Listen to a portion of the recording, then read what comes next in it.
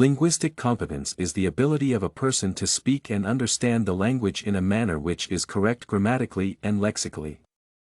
The linguistic competence of a person consists of his or her ability to speak a certain language so that others should understand him or her, and at the same time ability to understand the words, phrases, and messages pronounced by other speakers of the same language.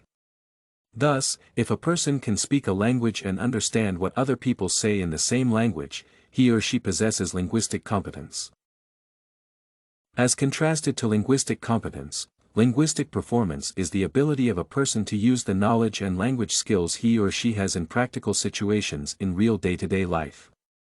Linguistic competence includes the ability to use not only the lexical but also extralingual components of communication such as emotional coloring, hesitations, gestures, nonverbal communication, mimics, and many others. Universality and innateness. There are opinions that language is universal for all human beings and is an innate capacity of them only.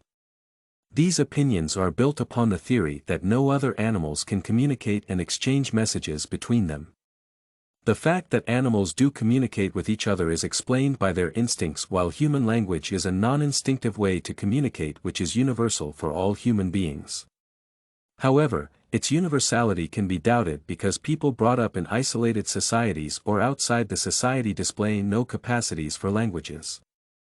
Thus, the innateness of language for all human beings is also under doubt, as it is the skill that should be learned.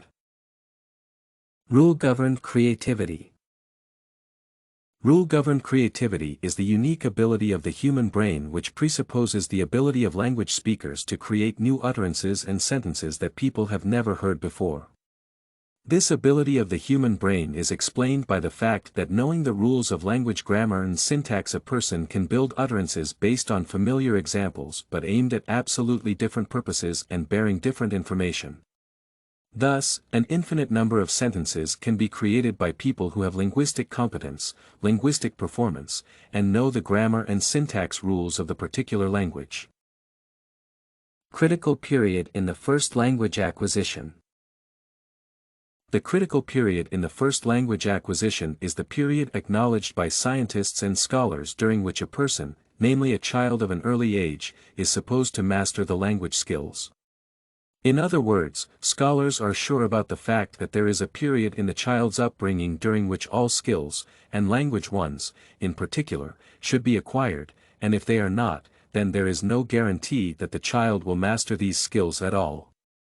Thus, for example, it is easier for people to study foreign languages from early childhood because this critical moment has not come yet.